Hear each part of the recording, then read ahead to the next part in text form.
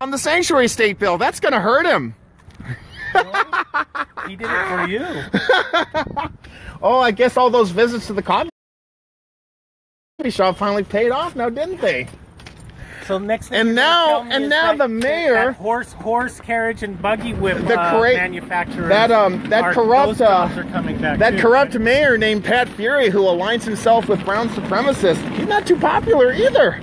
I don't think he realized he shook hands with child abusers, people who were fomenting and seducing kids to curse and swear in public. And what did Pat Fury say? I stand with them. Nope. Yeah. Oh, come on. The little kid lied. We have it on video. He said, I'm good. I'm good. He danced in the street shouting that while they were pursuing 2 Latinas for Trump and harassing them in front of a bunch of sheriff's deputies, one of whom said it's not a crime to harass people. Well, and I stood while Harim and a bunch of your Proud Boys and other people assaulted 2 women. So nope, not true. No. And speaking of assaulting, I had to step in. There's video of me saying, "Step away from these women." Nope, sorry. He says, "You step into me, bro," and I said, "No, I'm going to ask you to step away from these women." And then on top of that, let's talk about Arthur getting spit at and his hat stolen and his cape stolen by the Democratic terrorist wing called the KKK. I'm sorry, I mean Antifa. Well, and who condemned it? Nancy Pelosi. When you hang out with the KKK and Nazis, but that's the Democratic Party. You guys supported the Nazis in the 40s and 50s. JFK admired their governance. Arthur Schaper, this shows that you know nothing about history.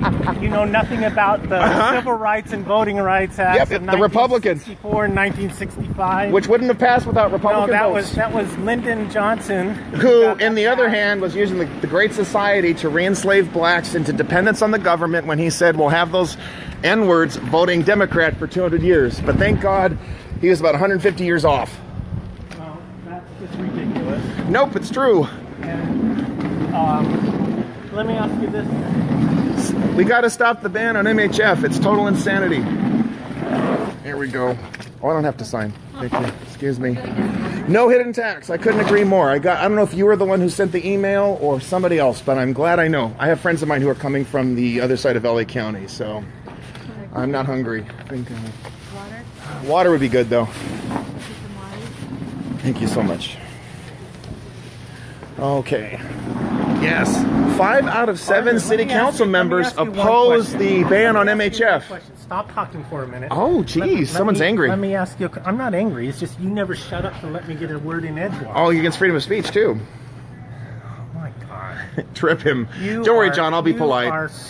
Did you want to say something to me? I have a question. Go ahead. If what you say is true. Which? I said lots of things that were true. Democrats, KKK. Yep. Okay. It is true. Then, if us Democrats want to remove all those KKK statues, why would Republicans be in the way of allowing us to remove our nasty statues? Name one statue that's nasty. Well, how about Roger Taney, which Larry Hogan removed and I supported? I say, if Democrats want to remove KKK and Confederate Name statues, a statue. Okay, like Confederate. Robert E. Lee, any of them. Any of them. If Democrats want to remove those, since you maintain that Democrats are the KKK, the originators they are. I know history, but it changed, Arthur. No, it didn't. It changed. Nope. Starting with FDR. Nope. And he worked with the KKK. He shook hands with the Southern Dems, and he blocked anti-lynching laws. The example of a modern KKK is Strom Thurmond, a guy who ran as a Dixiecrat in '48, and a guy who eventually became a Republican. And the only one who did it out of political expediency. Listen. What about Robert Byrd, who took pictures with crooked Hillary and Obama? Arthur, I got to get in there. I'm going to get a seat. Oh, damn, it's a full house. Damn. Okay. Oh, shit. Oh, well. They need to get more chairs.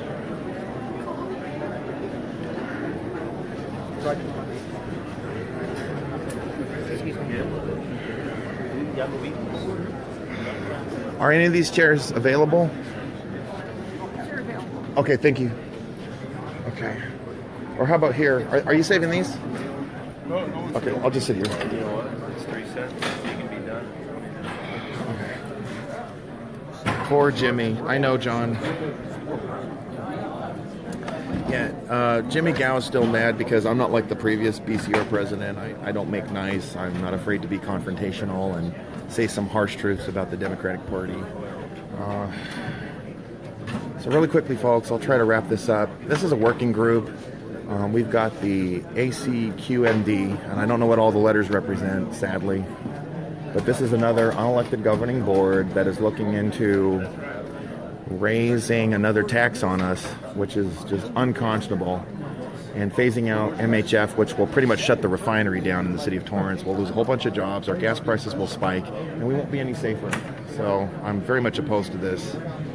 But there's a bunch of greenies like Jimmy Gow over there who have no problem shutting the refinery down and all those jobs being lost. Yeah, Muratsuchi's hidden tax. I just want to get a look at that sticker. Yeah, and he voted for 2 taxes too. Did you know that? The gas tax and the cap and trade tax. This was a brand new order. I wonder if he'll be here today. Okay. What's the name of the group that's putting those stickers out? I want one. They're all outside. They're also, okay, I don't want to lose my seat. Thank you. But there's 2 taxes that aren't hidden that he voted for.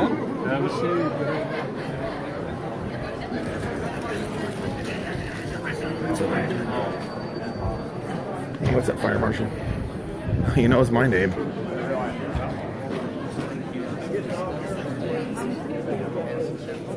Excuse me. Good, they're getting chairs.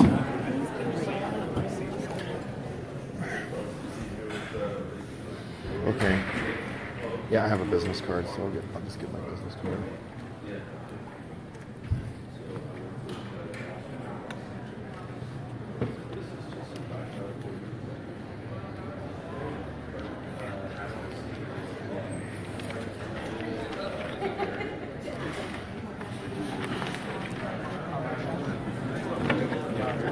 No problem. Excuse me.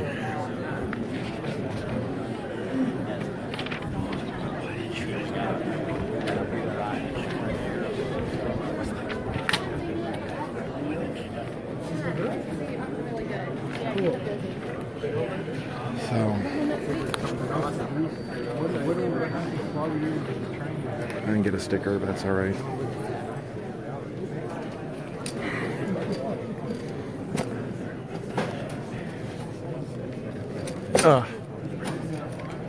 If you got a seat, okay. All right. How you doing, Pastor? How you doing, Colonel? How you doing? Got some hair on your face. Oh, you guys got a lunch too, huh? Do you want me to go get you one? Nah, I'm not hungry. I'll just... Is this my seat or? Yeah. Okay, that's fine. I Okay. saved it for you. Oh, really good. All over Washington. It was fun, especially when the police were called on me for no good reason. That was fun. And you know who I met, don't you? Maxine Waters. Oh, She yeah. called me into her office. She wanted to talk to me. Awesome. She was really upset about Gardena. That was fun. Yeah, I wonder if she's going to be here today. She ought to be involved in this. Oh, I know. I said hi to him and told him what a KKK freak he is. He wasn't too thrilled with that. You know. Yeah. I told Tracy. I told Major Green fighters, and I guess they're not going to come. That's a big problem here. That is a big problem. It's like Yeah. Robin's not going to be here. She had family stuff. She usually doesn't care about green stuff. I mean, she cares, but that's not her focus. I didn't try to get her. I just thought there's a lot of people that live in the LA area. I thought that for sure would want to come with something. Yeah. So, if you hadn't sent me anything, I wouldn't be here. I wouldn't be No, here. but this is a big deal. Yeah. So you don't like this guy, right? Yeah, Murat sucks ass. Would you like I your want a own- sticker. I'll go get you one. Staying on the same. I know, and that makes it harder for me to hate him for Yeah, now. but you know it's because of what you were doing. Yeah, He knew that if we he burned told his. Yes, he knew you'd be waiting for him. We would follow him everywhere. We would trespass on his property. We'd break into his house. Well, because he doesn't believe in borders, right? You know. And then you know what I don't. Yeah. Okay, folks. I'm surprised. I actually have a good. Recording here. I'm live, so just letting you know. Okay, nobody wants to look at me for too long. So this is the one over there in Wilmington. They're thinking about shutting that down or getting MHF out of the Wilmington plant. Is that's where Valero is, isn't it? That's where Valero is, yeah. And then the idea is to make it work inward, right? Do it to Torrance, do it to... These guys are nuts. They will never stop. The big green freak, this is named 350 Joe, he said it. We're going to shut the refinery down. That's exactly what he said. Like, thank you. Yes, give me my sticker. Don't cover Abe Lincoln though. How about over here? Okay, so everybody, I'm showing my anti-Muratsuchi right here. He's my assemblyman who beats David Hadley, sadly, last year. Boy, what a disaster.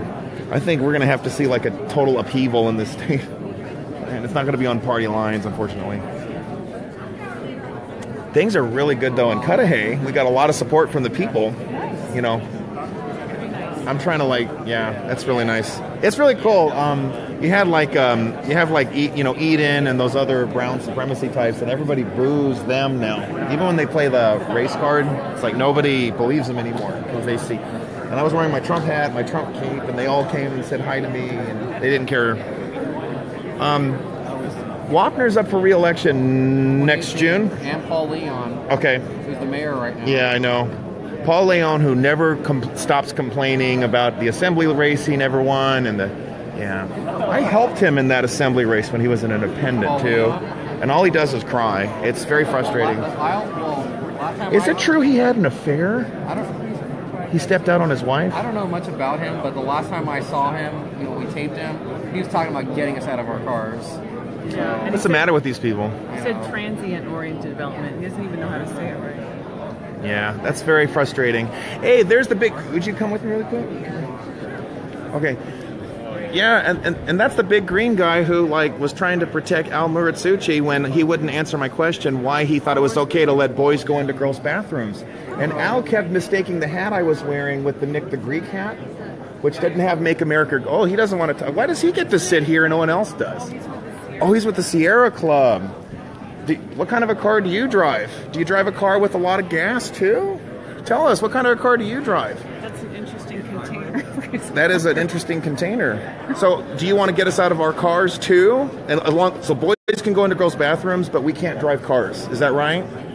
And what gives you the right to sit here? This is a government board, but that's not a government entity, is it? I don't know. I've never met Al. But what I've heard is that they're against mass immigration. Oh, wait, they got that bribe for $10 million. So then they changed their mind on that. That's why. So they have no principles either. It's true. Ann Coulter studied it. They were opposed to mass immigration before. I tried to ask Lion Ted about it. Lion Ted didn't like that question. So, I'm trying to think.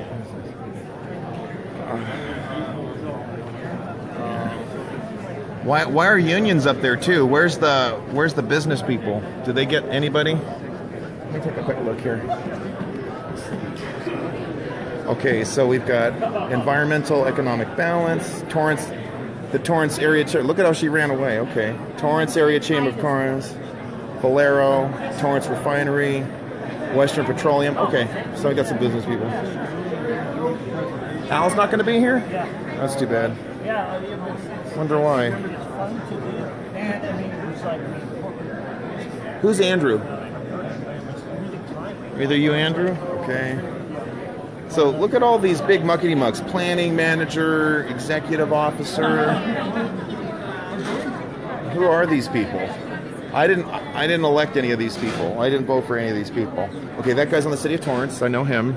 Okay, a little bit. But I didn't elect him either. Okay, Delamo. Okay.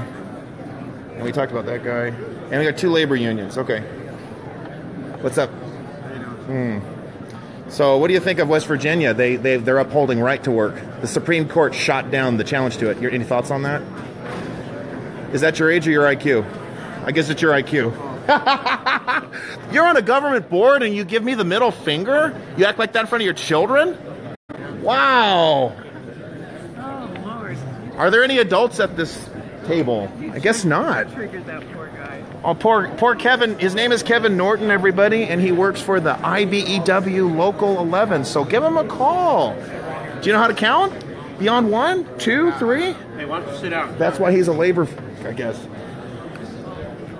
I didn't elect any of these people. This is even worse, Gary. They're not even elected I know officials. they're not. None of them. Because on those boards, like Wapner is elected. This isn't the voting board. So. There is a voting board that is. Oh, okay. Well, they're politicians. This is just a meeting. Okay. Like they cover the different counties, but these guys, these are like They unions. will be and, voting after all these meetings. But they vote for stuff. Yeah, but these guys aren't the people voting. So that's a guy who flips people off. That's his level of discussion right there. Yeah. I guess the right to work thing triggered him. I guess. I don't know. Okay. A lot of these union guys are here against this, what they're trying to do. Okay. Well, I hope so. But I didn't elect any of them, so it kind of bothers me. Like, does he act like that in front of his kids? I wonder. That really sets people off too. All right.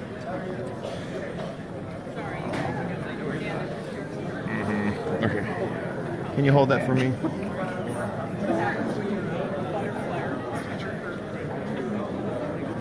You mind holding this for a sec? Just hold it. Because I got to open this bottle. Sorry. Because later on, when I'm trying to subtitle these people, I have to be able to hear properly. There we go. Well, Wait, and all of my, my best friend RG, Madam Swan with the flashlight, she should be here too, but I don't see her. I used to sit next to Arthur and there was a couple of times where I ended up not being able to use the flip because you were laughing or just whatever it was you were doing. I know. That's why I started sitting away. Sorry. So that's why Tressy's in the middle. That's a good idea. That's fine. I don't mind what you do at all. I'm just saying. Like, You got to get a good recording. Yeah, I have to get a good recording. Sorry. So. Now, if there's a big outburst, I'm all for that. But I mean, a little I'm trying to work on that. little So subtle I did really well in Huntington Park yesterday. We didn't have any opposition so yesterday. The Fed didn't show up? Yeah, the heifers didn't show up. Wow. So. I'm surprised. How far away do you live from here? Oh, like 10 minutes walking. Oh, did you walk? I was in El Segundo. I drove. Is this going to last? Is this going to be a long meeting? I don't think so. I Because hope there's not. an agenda online. It's not a Brown Act meeting. It's 4 presentations, and then it said it's like questions and comments for the public. So there's no public comment period. And plus, they actually had to fill out for speaking, and I filled it out and gave it back and said there's no public comment. I don't get to talk?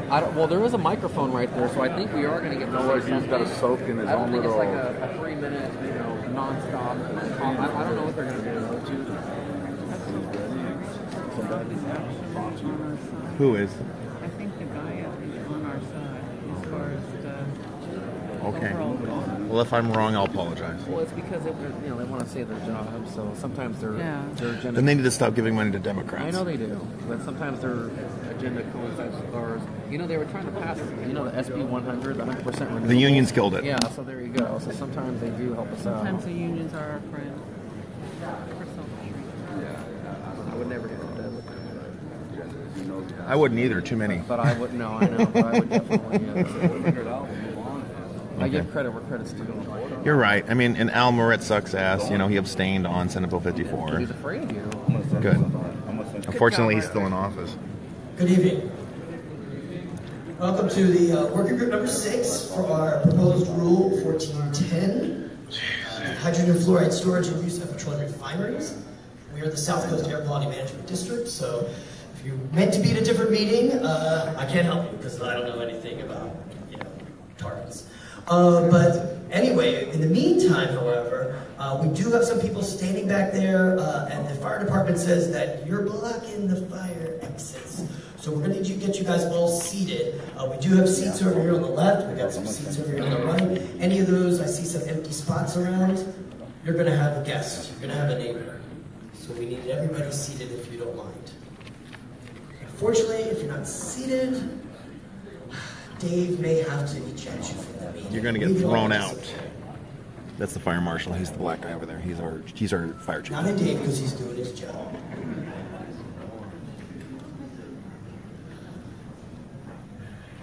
So speaking of which, a little housekeeping.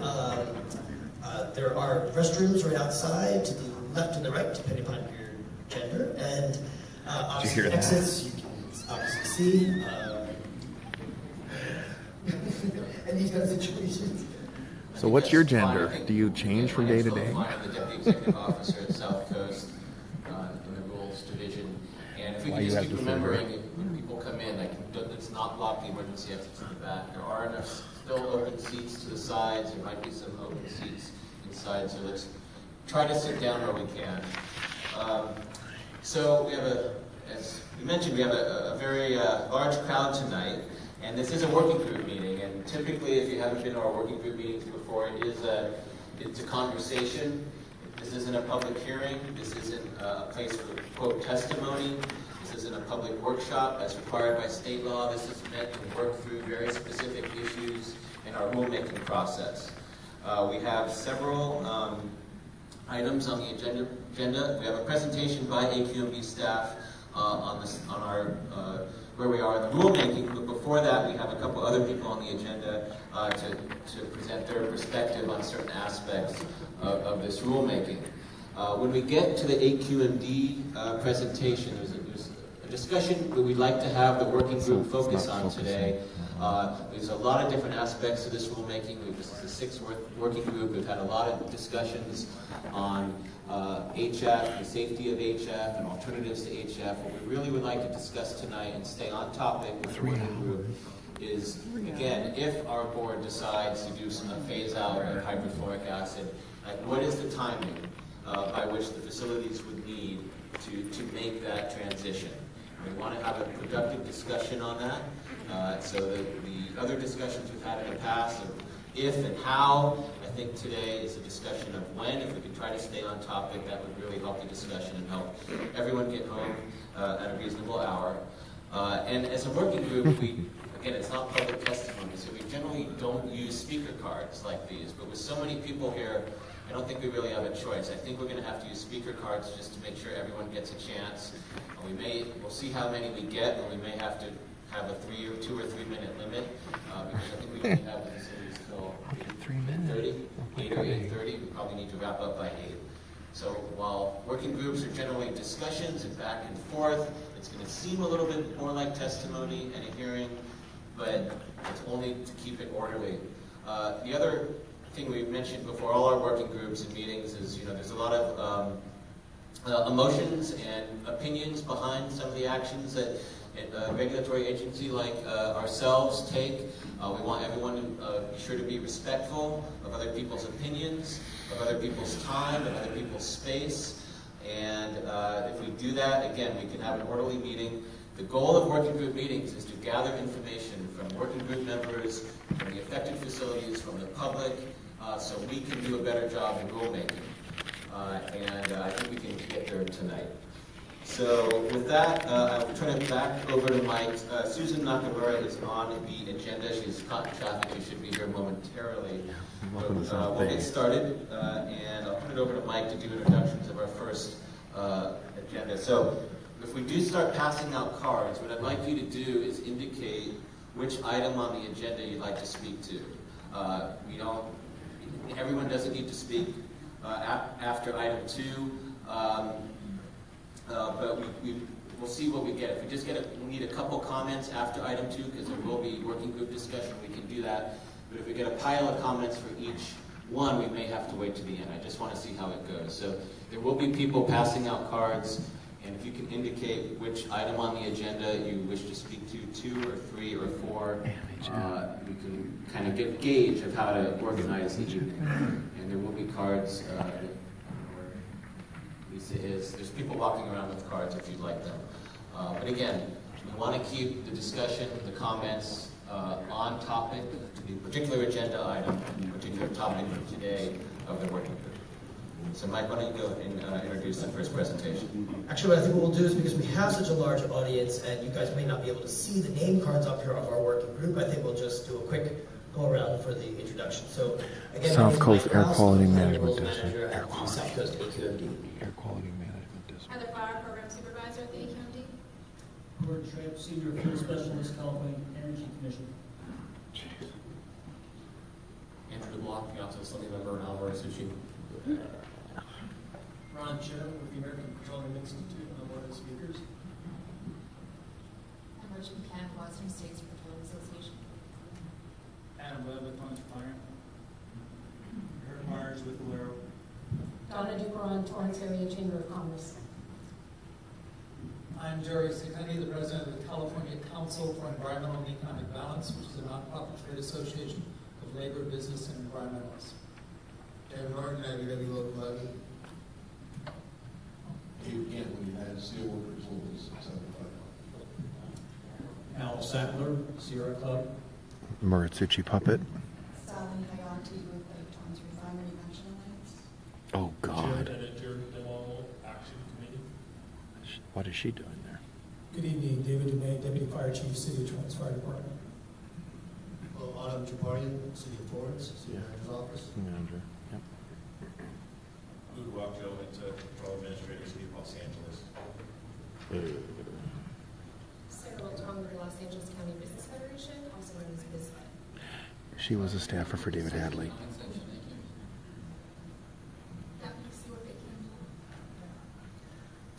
Okay. All right, so for our first speaker tonight, it's Gordon Schremp. He's a senior fuel specialist at the Energy Assessment Division of the California Energy Commission.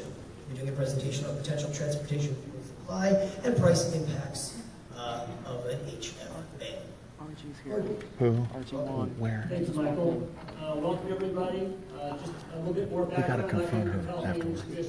She's sending this to Jimmy Garrett. So I started measuring things in decades. I see her. So I've been involved in assessing pretty much anything We got to that go talk to her. affects supply Okay. price of transportation fuels in California, and even on a regional basis in Southwest Arizona, Nevada, where we supply fuel, California refiners do. So I've been looking at regulations for a long time, looking at assessments of the supply infrastructure, and seeing how everything changes over time, more fuels coming in, changes in crude oil mix, and changes in refinery ownership and station ownership. So there's been an awful lot of change. I think all of you know that and see that in your everyday lives. So I'm going to talk today, set a little context about the refineries and the refinery capacities. My information from a July 6th workshop with the Energy Commission talking specifically about a potential HF ban is already on the UMB's website. Stillwater Associates did some analysis presented at our workshop on this topic, and their information is there as well. I'll just touch on that for sake of brevity and the time that we have is scarce for a lot of speakers. So I'll go ahead and here's what I'm going to be covering. So I'll be grounding us in sort of refineries and the two companies in particular, and looking at what refineries do to make investments, what those look like, and what those decision-making processes are, because they're unfamiliar to most of us. And then putting that into context of how likely they may elect to do these kinds of very expensive commitments if it comes down to that. And I'll be closing up with what we think, if that does happen, that scenario, what would happen to the fuel market in California, Arizona, Nevada, and what would happen most importantly to everybody, price of fuels, and I'll talk a little bit about competition, how that could change with maybe less producers in California, and also finish up with contingency planning. Another hat I wear at the Commission is to ensure emergency fuel gets to first responders in the event of a catastrophic natural disaster like an earthquake in California. So that's another charge we have at the Energy Commission and another role I play. So the companies in question, they are not just in California. They're very large entities. For those of you who may not be familiar, there are 20 refineries, 18 in the United States, 2 internationally for Valero. It's an awful lot of refining capacity, over 3 million barrels a day of crude processing. Put that into context. In California, refineries on average process between 1.6 and 1.7 million barrels per day. These two companies domestically have almost as much refining capacity as the entire state of California. So they are very large and have lots of refinery assets. So this is just a side-by-side comparison of the two companies. Obviously, Valero has more refineries. They'll be larger. But distillation capacity, that's where they process the crude oil, as the numbers on the left. And then catalytic cracking, alkylation, you're all very familiar with. Those are the main gasoline-producing capacity. So these are just the raw numbers taken from EIA, Energy Information Administration. And then we looked at, okay, these companies, I said they had a lot of refineries. So what are these two refineries They're a very small subset, especially for Valero, 5 to 8% depending on the type of capacity I have up there on the screen. For PBF, fewer refineries, of course, their percentage will be bigger. But as you know, they're not the sole aspect of their business. They have more holdings, and that's only the refining holdings. Valero is actually the largest in terms of their portfolio of assets. So do refineries or petroleum industry spend a lot of money? Yes, they do. These are domestic numbers from Oil and Gas Journal. So if you look, you'll see at least 143 billion in a year, or 184 billion in 2015, hard to see the numbers, and estimated 160 billion. So you say, well, that's a lot of money. They have a lot of money to spend. Yeah, they do. But that is not just refining. That's the whole, from producing the oil, distributing it in pipelines, infrastructure, terminals, refining it, chemical plants. So other expenditures for just refining and marketing are a much smaller subset. So this is all the money they have to spend, and then how is it apportioned, at least of these numbers, between 7 and 9% over the last 3 years for refining and marketing nationwide. So any project that comes to them, they say, sure, you're approved. Of course not. Capital is finite. Money is finite. Each year, what's available to spend, you can borrow some to spend. And so they have to have a process. Money is finite. Why do they keep raising our taxes? Project unless it's got a pretty good payback. And the payback is they have a hurdle rate of 25% for a return on the money they spend. Usually that's accomplished by they're reducing costs at the refinery. They're reducing their operating costs, and so that's how the money pays for itself over a certain period of time when the project is completed. And that's most of the projects they employ that are discretionary. Other bars on there, the purple bars, that's discretionary funding. You see sometimes that's a little bit less than the others. But the lower bars are actually non-discretionary. What is that? I'm doing maintenance. What is that for? That's for safety at the refinery. I'm doing turnarounds on my major units every 5 years. Hundreds of millions of dollars. So these are what the companies refer to as non-discretionary expenditures. So those are scheduled, approved, and contracted out. But there's money left over to do other things. You want to invest in another company, you want to do an acquisition, you want to do a project at one of your refineries. That's what the non-discretionary capital expenditures are. These are Valero's 3 recent examples, and their internal rate of return for all of them is at least 25%.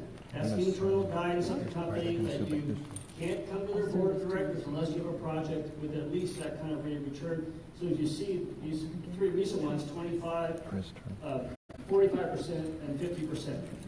So that if you're going to deploy scarce capital, they want the biggest bang for the buck to make the most money on those expenditures. Yes. So alkylation process. You've heard a lot of information about different types of processes. And so we looked at, back in July, we looked at, okay, what are some recent examples? And so one is Valero itself, by coincidence, is putting an alkylation unit in Houston. So you may be aware of this. It's $300 million. So how do you gauge what that might cost here? And that is a sulfuric acid alkylation unit project that is underway. And that was $300 million for less capacity. So we looked at that project and said, well, gosh, the alkylation units here at Torrance and at Wilmington are bigger than that. So it can't be a $300 million project to replace them with sulfuric acid if that's what was done. You have to be much more. And so we're estimating at least $500 million per facility, or $1 billion total. Stillwater Associates took some information from another study that was done. I think Torque sent in a letter that's on the community website, and they talk about a higher cost for the project because they're using acid regeneration capacity additions in the basin somewhere over at the refinery that are upwards in their opinion of $300 million. So it's a lot of money at these facilities, and for this kind of proven technology that's used in many places around the world. An important point, at least when we look at this, is, all right, how much does that compare to the value of your asset? And so when we looked at this, we said, well, gosh, that kind of estimated expenditure is more than, say, PBF paid for the refinery. So that's a very large potential cost compared to what your asset is, the value of your asset, or what you just paid to get your asset.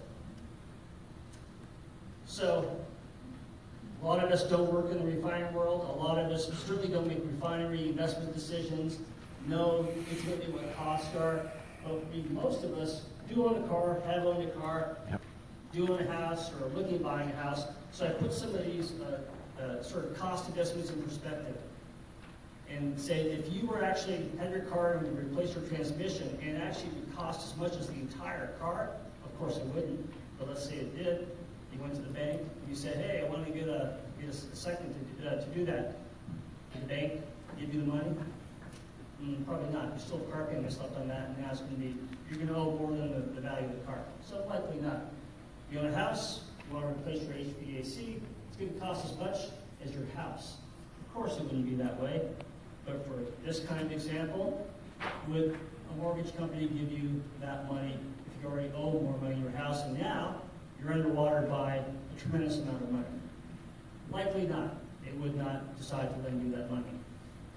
So we come to the refinery decision. If in fact the capital, if they are compelled to there's going to be a phase out, as Michael mentioned, that determination has not been made. But if that does happen, and that cost of replacement is as great or more, certainly it doesn't fit in that business guidance, internal guidance of the companies, where you have to have a minimum rate of return on the capital. That would be positive. This would actually be negative and be more money than the value of the assets. So, we believe that that is unlikely to be an approved expenditure by either board of directors. So our conclusion is that if they are compelled to, if there is an HF phase-out requirement, we don't think the expenditures will be approved by the companies, and we think there'll be a closure of the 2 refineries. That's the assumption we're making, the conclusion we're making. And the discussion, I know there was mentioned at the outset here in the opening comments about the timing. As far as I'm concerned, that we're looking at a refineries that we don't believe we're going to make these kinds of, or can't actually demonstrate to the board that that would make good business sense to do this. If there's a shift, they'll have to shut the refinery down. How soon, the timeout, how much time it takes to get your permit, all the secret review, to do your engineering, your project approval, to us is less relevant. If the ultimate decision is going to be made, then those kinds of timelines become less relevant as far as we're concerned.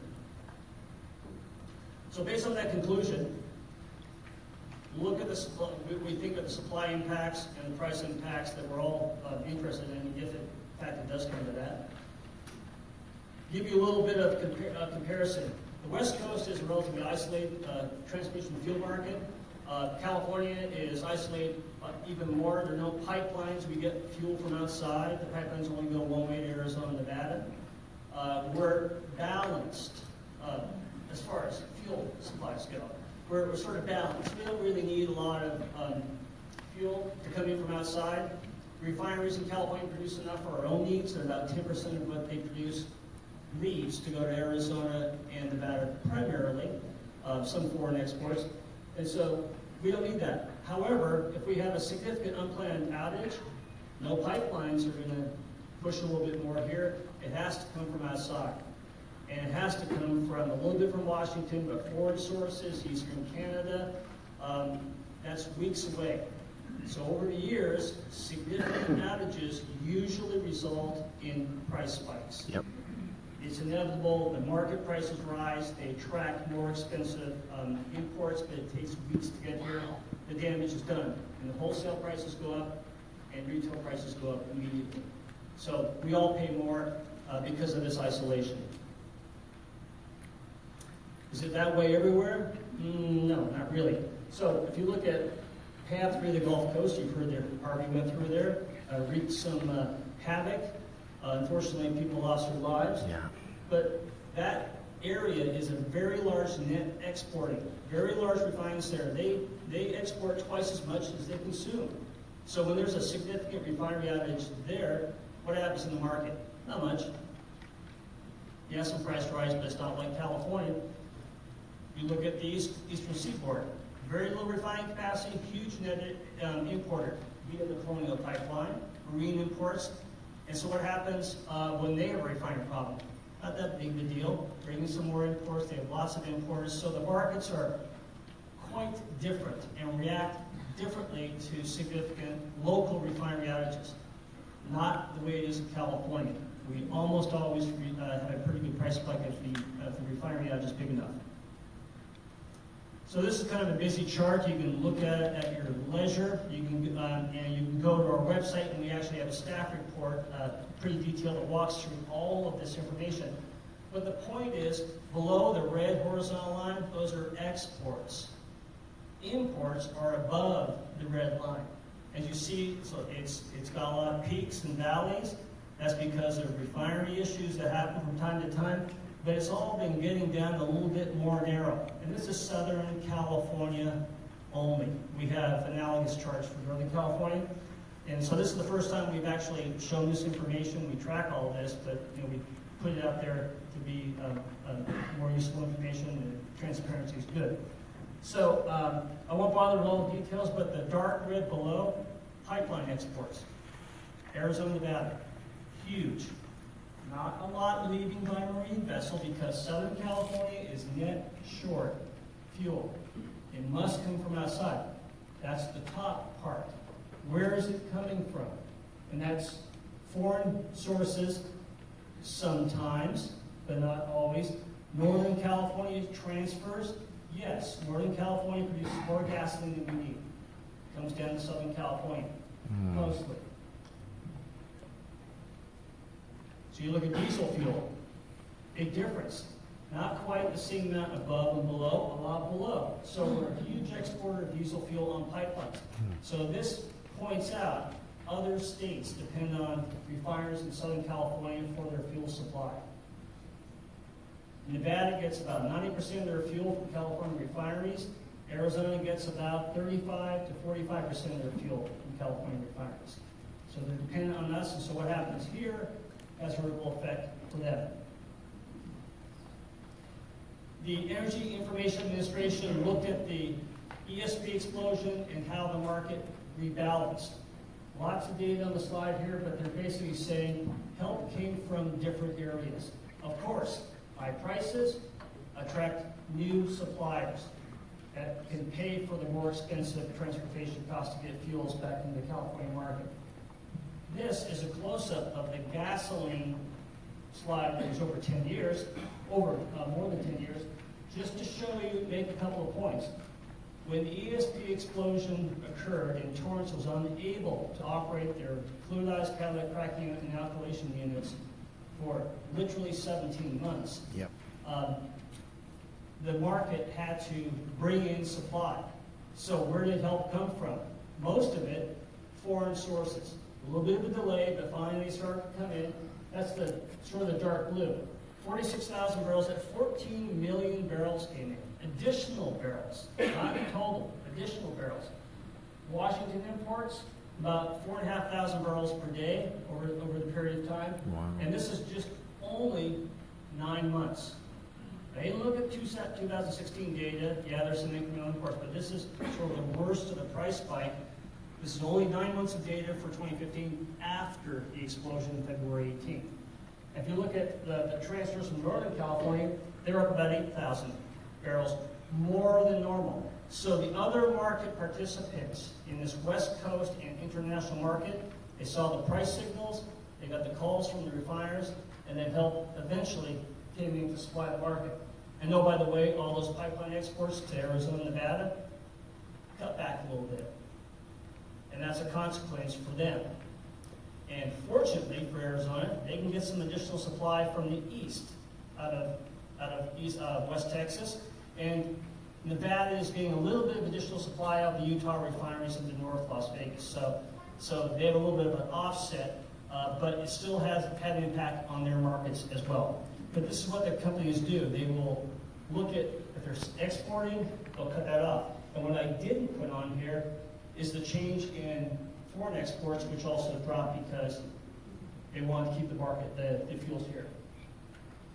So Dave Hackett looked at not just gasoline, he looked at the refineries themselves, diesel fuel, jet fuel, and you go look at this information. I won't belabor his points here, but Stillwater shows that there's a more regional impact or shortage of fuel if the two refineries were to cease operations as refiners.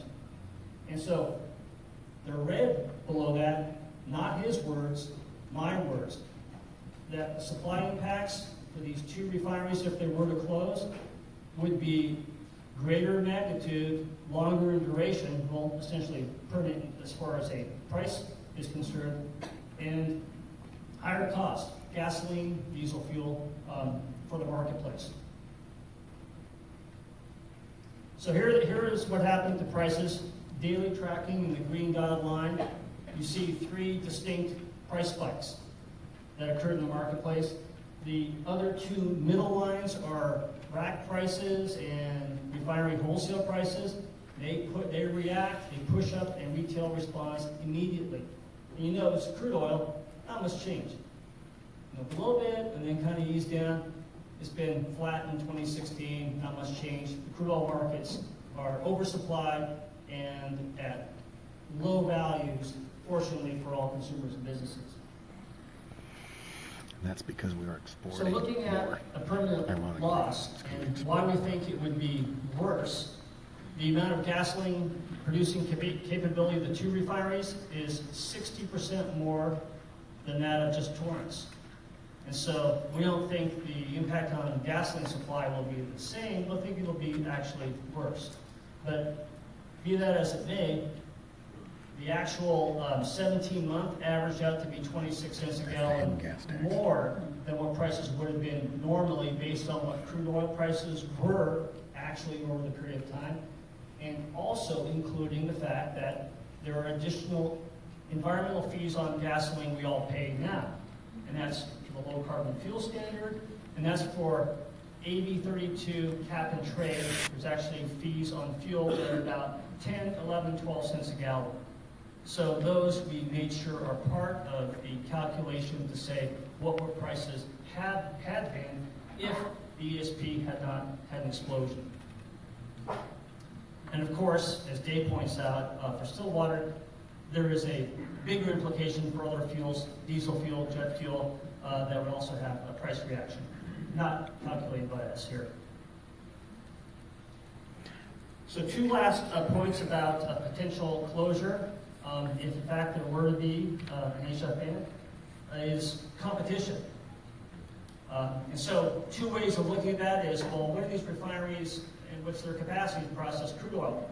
So the chart on the left breaks up the different companies, and the chart on the right is if 2 of those companies statewide don't continue operating, what is the shift in concentration?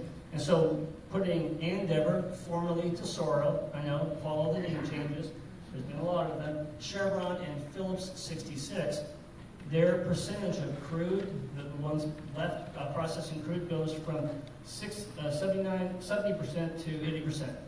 So that's statewide. Southern California, of course, it's a lot more concentrated. Wow. You have 5 refineries reduced to 3, and so just looking at only Endeavor and Chevron, that market concentration goes from 63% to 82%, so a very large change. And one other set of comparative pie charts is looking at those catalytic cracking alkylation unit capacities to make gasoline blending components. That too changes. And so looking at all 3 of those other companies, that goes from 59% to almost 76%. And then you look only in Southern California, you'll see 50% to 80%. So there's a significant change in fewer producers operating in the refining market. And that's where you usually see the greatest markup or margin is on fuels, taking the less expensive feedstock and marking it up.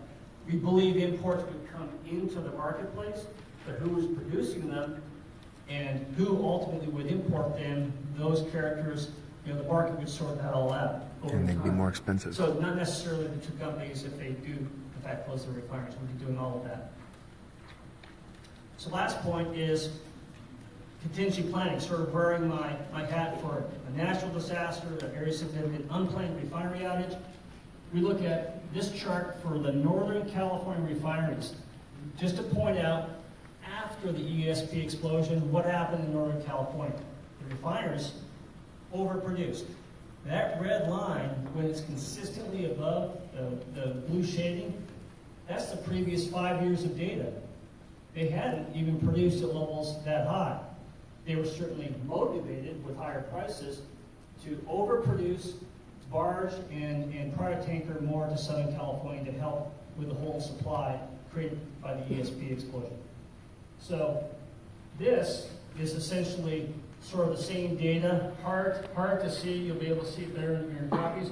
But that line, that export line below, this is when the Southern California refineries, which I told you normally net short in this market, don't usually export out of here except by pipeline.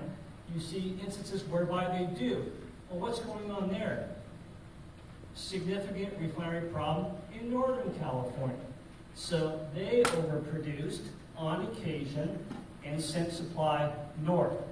So that's very important when there's a regional significant unplanned outage. The market can rebalance for this overproduction. So if these two refineries were to shut down, that spare surge capacity to produce fuels would be lessened.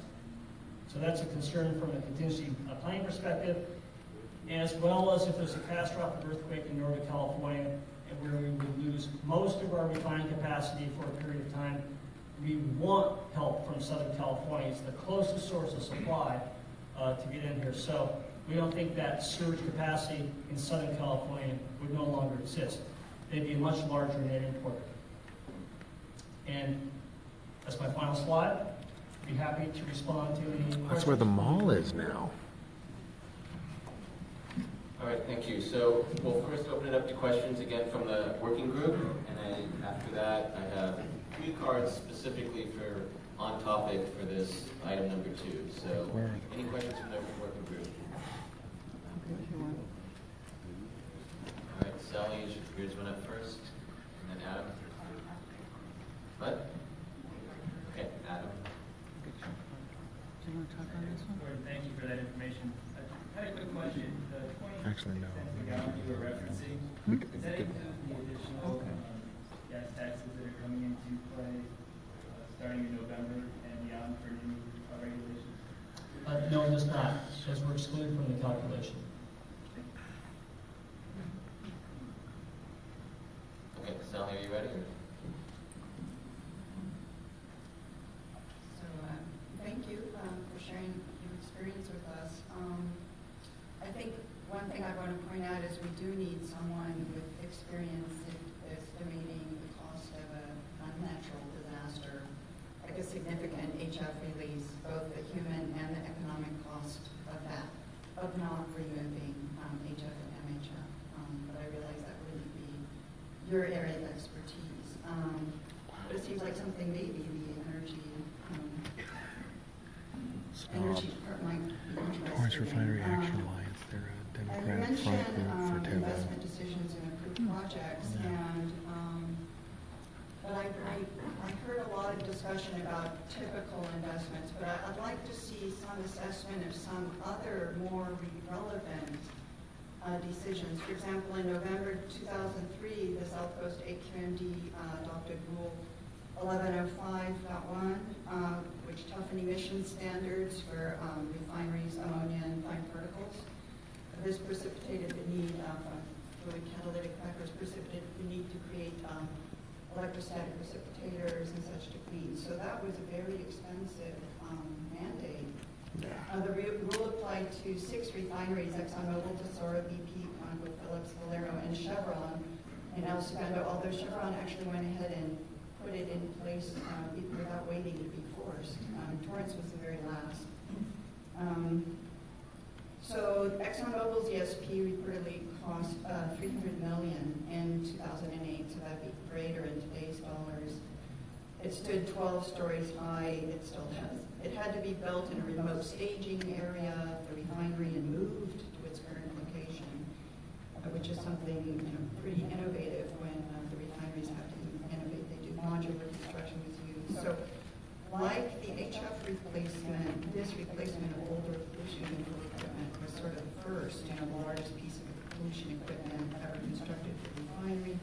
Western States Petroleum Association filed a lawsuit arguing the rule put unfair financial burdens on oil and refineries. So it's about $1.8 billion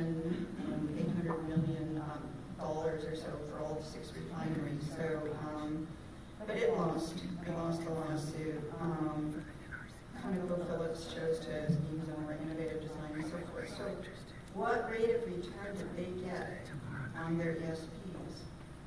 I don't think they got a rate of return. They were forced to make that investment. How did they raise that capital? All of them managed to raise the capital. So it's just something to keep in mind that there are other times in which the refineries have been required to make big investments and they've managed. So also you talk about the likelihood of replacing the alkylation unit rather than just shuttering the whole refinery and walking away. First, price, you talk about price, especially with Torrance. I think Valero, when they purchased from Ultimo, I think they paid $6 billion for 6 refineries, about $1 billion each. ExxonMobil wanted to get out. They just had an explosion. They put the price really low. But the Shell Martinez has been trying to sell their refinery, Shell and Martinez. They value it $900 million, which is close to what PBF or TORC actually said at their community advisory panel meeting. They believe the value of the refinery is $1 billion. And they were extremely happy they got it, they said, for pennies on the dollar. So they value it, and they made many comments about the value of their California refineries. They want to buy a second one. They bid on the Shell and Martinez. They want to be in the California market. So California refineries do have value. And they claim that Torrance is going to be their most profitable refinery. They expect it to be. So even though they paid very little, they're happy about that price. That doesn't mean that the refinery would be shut down and abandoned if they had to put in this. And also, we can't be certain about the costs. I know you quoted some costs that we've heard from the refineries as well. We've also heard other cost estimates. This woman's part of the Torrance Refinery Action Alliance. The it's a Democratic Front group. Don't have a conflict of interest in the sense They of basically maximizing the estimated cost. They may have the opposite green motivation, freaks. which is to minimize the cost. But we have a big range in estimates. So we don't just accept at face value that those very, very high costs are exactly what And they have no business sense you mentioned whatsoever. that the supply from outside state and outside the country is weeks away, outside sources, and that means outages result in price spikes. That is for an unplanned outage, of course. So if there is a planned outage of a certain duration, 2 things can happen. One is build inventory, which you show happens for shorter, for example, turnaround times. Refineries that are still producing will have a motivation to build their inventories to meet demand during the shutdown period, however long that might be. But also, the outside sources can start moving their supplies in ahead of time if it's actually weeks away. So you cannot look at an unplanned outage and directly translate it to today. So also, I just want to mention this chart. This chart showing the Delano oil field in 1938 and how it was, not surrounded by homes versus now. So the refineries usually show this to people and talk about it from the point of view, it's your fault, people. You deserve this danger because you moved into our territory. That's a lie. So there are 2 answers to that.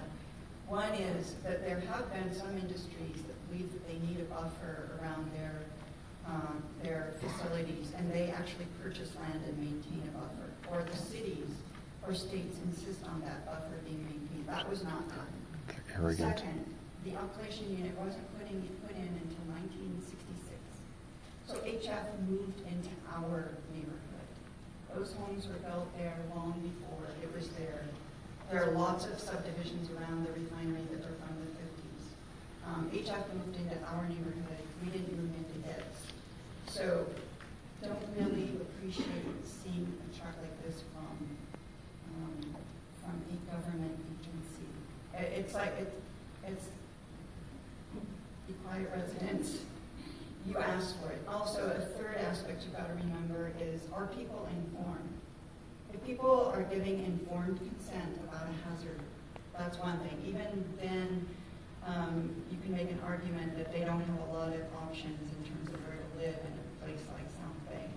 But if they are never even informed of the hazard, and they might get informed that the adjacent golf course might cause a golf ball to land in their front yard, but they will not be warned about HF at the refinery. Or if they find out about the HF and they complain, they'll be told it's modified HF and it's safe. And I think we've seen a lot of evidence that these safety claims are not correct. So that's all I have to say. What I respond to those points. Sure.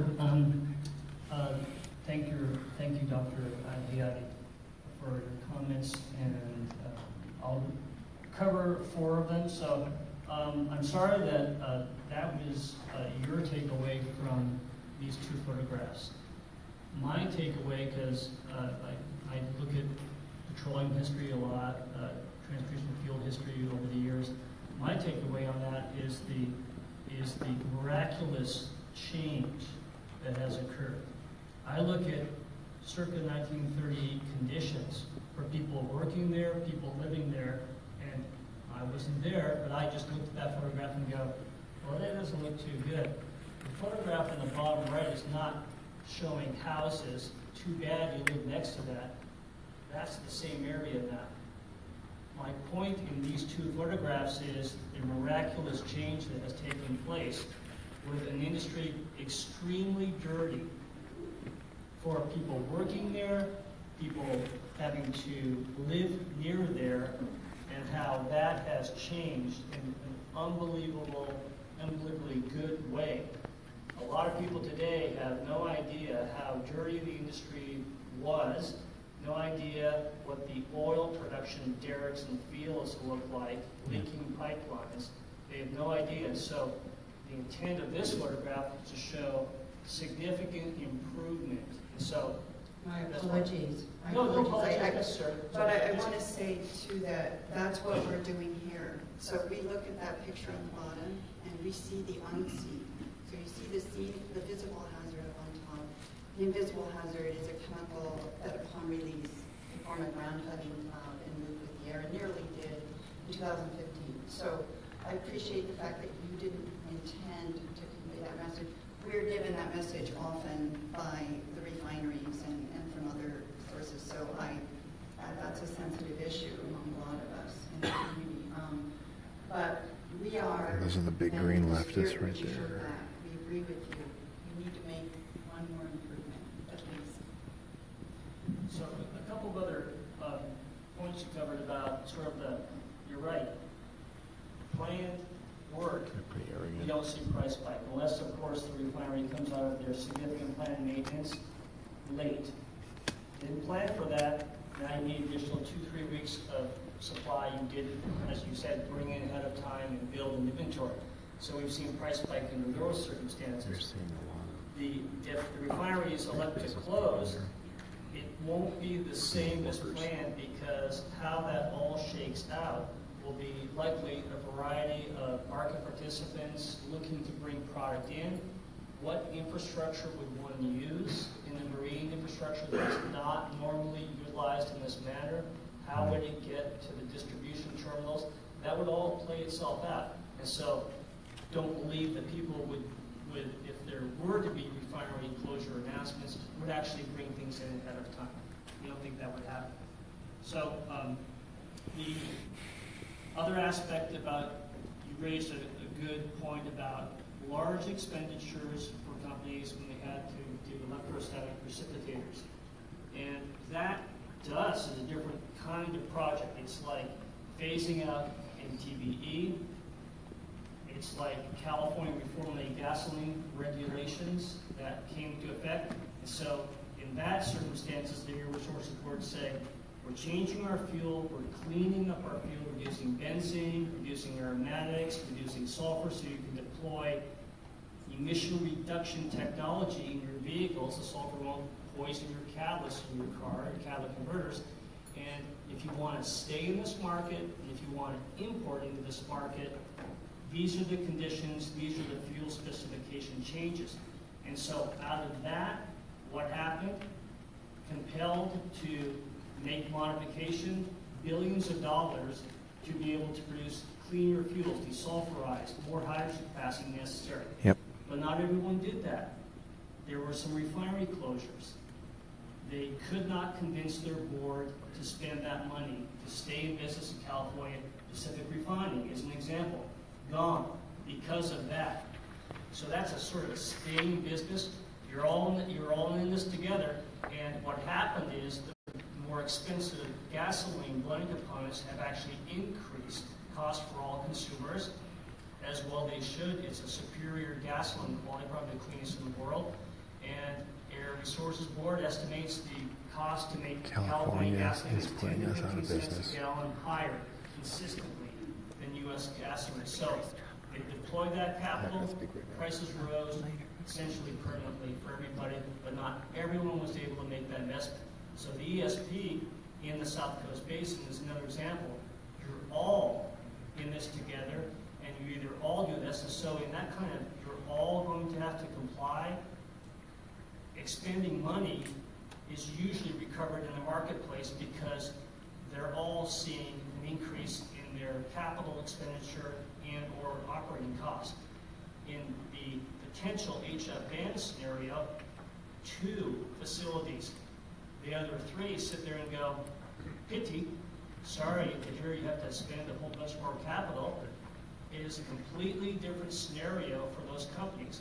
If all refineries in South Coast had to replace their alkylation units, then it would be a different ballgame. They would look at that and say, okay, we're all going to spend $500 million, and we're all going to recover that in the marketplace of Southern California. But in this case, it's only 2 companies, so it's part of the companies would incur a much more expensive cost. The others wouldn't even see. And so a final point is, you mentioned, yeah, happy to have refinery PBF comments, absolutely. Other companies have come to this market or looked at this market or have been in this market say, yeah, we like the market, and they see the price spikes and they didn't have the problem, they make a lot more money. And so in that case, I understand the comments made in the past, but that's not coupled with, hey, I love this refinery, we got it for a great price. Oh, I forgot, give me another $500 billion. And you're assuming it will be $500 billion. Well, excuse me, just to finish up. So my point is, those comments are made in a context where they're not. Ask them to make comments today about we love our California refinery, especially when getting another tab to pay that our other competitors don't have to. They wouldn't be quite as happy in their comments. You can't, of course, see those comments because those comments have to be made. So other people. I just wanted to follow up on one thing maybe you can elaborate on. If there is either an extended planned downtime because of a switch of technology or an announced shutdown, it seemed like all your charts show there are lots of market adjustments that happen if there's undersupply. I'm still not clear why, given that you might know that a refinery or 2 refineries are claiming they're going to shut down in 2 or 3 years, why there wouldn't be some either adjustment in imports or increasing capacity, like you would think that there'd be market players who would want to get in the market and have time to figure out those supply chains. Because nothing's happened to the price. So if we anticipate, there'll be futures prices, there'll be some anticipated price impact that would be mitigated through increasing supply. Well, as we've historically seen with this marketplace, the additional supplies come in from players who don't normally participate in this market only when there's an arbitrage opportunity. The price has risen high enough temporarily to pay for their higher cost of transportation from a further distance and to create a blend of gasoline they don't normally make that's more expensive to produce, just like the California refiners. So someone, even if they were to signal, no, we're not going to make the investment, we are going to shut down, there'd be uncertainty when the prices still wouldn't change yet. It would have to be that closure point. So someone would be unable to bring in more expensive product in a marketplace that still hasn't seen that price rise locally. So it's usually after the perturbation occurs, not on speculation that will bring it in. And besides, I think Dave Hackett Stillwater touched on this, the infrastructure for Southern California for significant influx of imports is really not something that's exercised. It's not like the Northeast United States. Lots of marine terminals, lots of participants, lots of gasoline blenders. There is limited storage tankage in Southern California. This is a great question to pose to Kinder Morgan, who has what? A waiting list for tankage that becomes available. Very recently, one of the traders who was doing business in Southern California said, doing something else, I'm out of here. Immediately, their storage tanks were acquired by others from the waiting list. So there aren't a lot of where are the storage tanks that these incremental imports would utilize to be able to offload the vessels. And so that's a whole nother infrastructure, as you say, a rebalancing the market that will take place that would require other types of investments and complications in seeing how maybe easy or difficult that would be and what ultimately the price rise would be. So that's a lot more detailed analysis, but it's not as easy as someone setting up shop here because the price signal hasn't occurred. Okay, let's get to the other comments on the working group. I think next left is Sally. Okay. Sorry.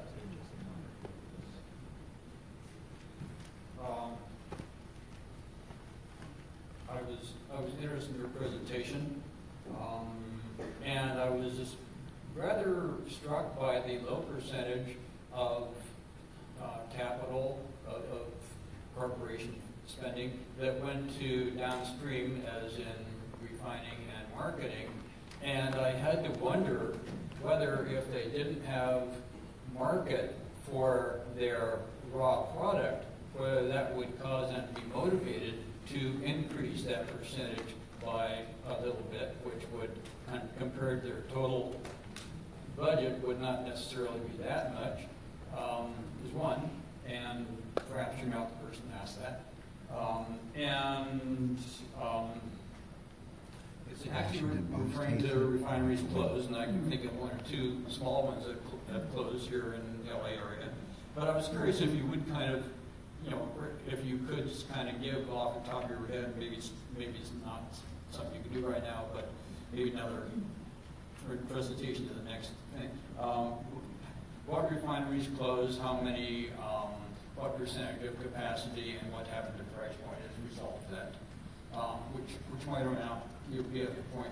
And the other, I guess changing your rhetoric a little bit, instead of replacing a working transmission, having to replace, say, the brakes if it became very apparent that brakes were failing and risk of catastrophic liability to the company that might cause the company to go bankrupt and such. Would that be worthwhile investing in new brakes? Just to turn the rhetoric on its side. Oh, brother. Okay. Thank you. On the there's a good list of refinery closures that I'd be happy to provide to Michael and the working group on refinery closures. Capacities, you're right, a lot of refineries have closed over the years, and a couple of things have happened. We talked about this in our staff report that we'll give Michael a link to, but you compare and contrast. In 1980, there were 40 refineries operating in California. Are there 40 today? No. They had a little bit more processing capacity than the remaining 19 refineries, but only really 12 or 13 producing California gasoline and diesel. So the numbers come down, but they've increased their ability to create fuels by adding additional process capacities, expanding some, putting in a coker, taking residual fuel oil, a very dirty fuel, and converting that into more gasoline, diesel, and jet fuel. So lots of modifications, lots of expenditures, so they can produce more transportation fuels now for every barrel of crude oil process than they could back in 1980. So there have been consolidation of the industry. Innovation. So I'll get a list to you so you can see that. But I think from a higher level of sort of why they would leave, think of them as the high-cost providers.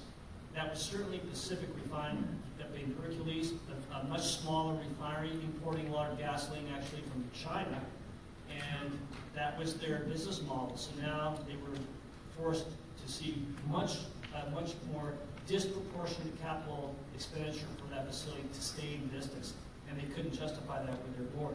So there have been other reasons refineries have attrited out of the system, but it's basically they're high-cost providers, and they just can't compete in the long run. I think you had a question about how much they spend, why don't they spend a little bit more. And I think in only the Valero example I showed, their discretionary spending went from like $600 million last year to now $1.1 billion. So they, up there as just one company, nationwide, their expenditure for discretionary capital, and that has to do with how much money they made in the previous year, what their expenses are, what big ticket, non-discretionary work, that's your safety point. That's why they do planned maintenance, large turnarounds. It's safety related to the workers and the neighboring communities. So those are money they have to spend on a cyclical basis. And in the industry as a whole, much more spent upstream because the return on investment is much higher. And so there are many companies that have refineries, to your point. Yes, they spend less, but Valero is an example of a company that is not vertically integrated. Do they have any crude oil production? No. So they have no capital to spend in there. And so they have what they have based on what monies are left over after expenses and what discretionary money they would like to spend on pretty much anything in their system or acquisitions or things like that. So yeah, there are different types of companies, but usually it's a minority amount of money being spent compared to upstream because upstream is more profitable. Dollar spent. Actually, for that matter, how about PBF for upstream? I don't believe PBF has any upstream assets, and if PBF can step up and say, Gordon, you're wrong, please let me know. I think they're like an independent refining organization like Valero, not vertically integrated. So let's get, if everyone is even on the morning group, and the last thing to the audience, if you keep your question short and succinct, answer short and succinct, we've got a lot to get through and lose the limits of flight. So just keep that in mind. We want to get through everything tonight. I'll go to Eric next, and then we'll go back to Jim. Okay, you have a fair amount of things I have to respond to, though, in order to consider. So, Lord, thank you for the presentation, and also thank you for clarifying the project differential between projects that are driven from true environmental issues or emissions issues. Excuse me, everyone hear him? Not well enough. Speak right into the microphone. Can you hear me now? I can hear you. It was on. Okay. That's worse. I think you took it off. No.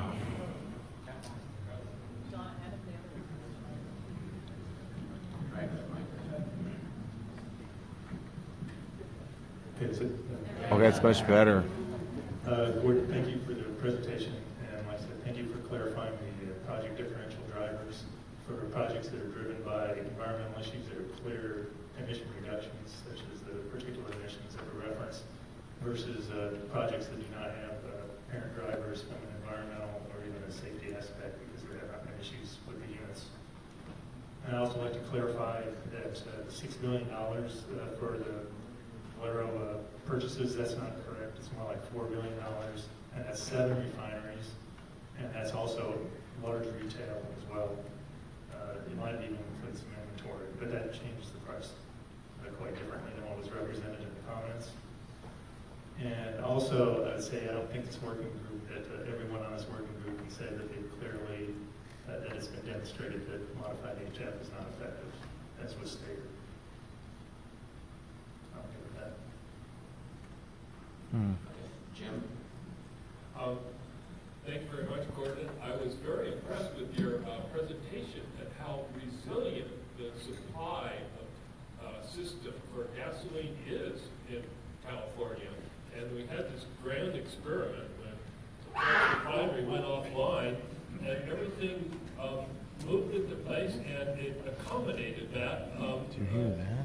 rather nicely. It was a very impressive graph. And there seems to be an unspoken assumption here that any increase in gas price is bad. If there is an uptick, certainly that would be an extra burden on low-income families. But on the other hand, part of this system is the consumer. And if there is an uptick in gas prices, they'll probably react to it by driving less, which we know could have some good effects, like greatly reducing the traffic on the 405. And, that's right. Get out of your cars, everybody. Make different decisions about what kind of cars they buy. Instead of gas guzzlers, they'd be looking for the new Oh my electrics. God. There would be less pollution in the air. That's so arrogant. And so, in addition to the downside of any small gas price increase, there's a lot of good things that go along with it, and I hope that the AQMD, when they do their analysis, will be looking at those mitigating factors in that. But I don't think that there's going to be any big increase in gas prices that wouldn't be just taken in our stride. We like our gas guzzlers, just saying. Yeah. Low prices is a good thing. You pay my gas then. Yes, we've heard over the years that the price goes up, the reaction is, oh gosh, it's more expensive, I'll drive less. So on the face of that, you go, Not right, me. I can't drive actually, less. it doesn't happen. Nope. What really happens is people Shameful. have to pay more Snob. for gasoline and diesel fuel because they have to go to work. Yes. They decide not to go to work, and what actually happens, from a macroeconomic perspective, is their expenditures, they have less disposable income. They buy less average food. over a short period of time, and they buy less of other things. So their spending habits. So if you look at like grocery stores, Yep.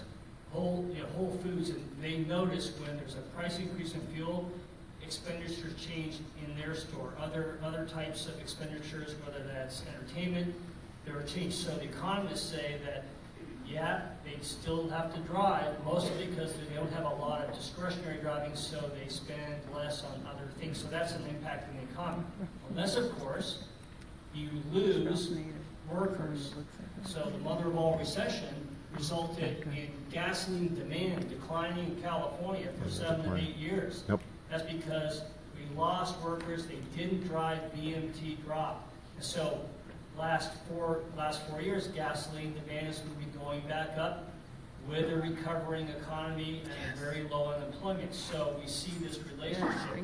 More workers, more driving to work, more BMT, more fuel demand, and conversely. So we looked at this issue about demand reduction from price signals, and it really doesn't happen. And then on the point of they'll change their buying habits. Well, look at the advertising on TV. We love our trucks. Yes. That's what one would take away by watching commercials And our from cars. sporting event or other types of broadcast. And the data shows absolutely that. It is unprecedented what the United States consumers are purchasing when they buy a vehicle now.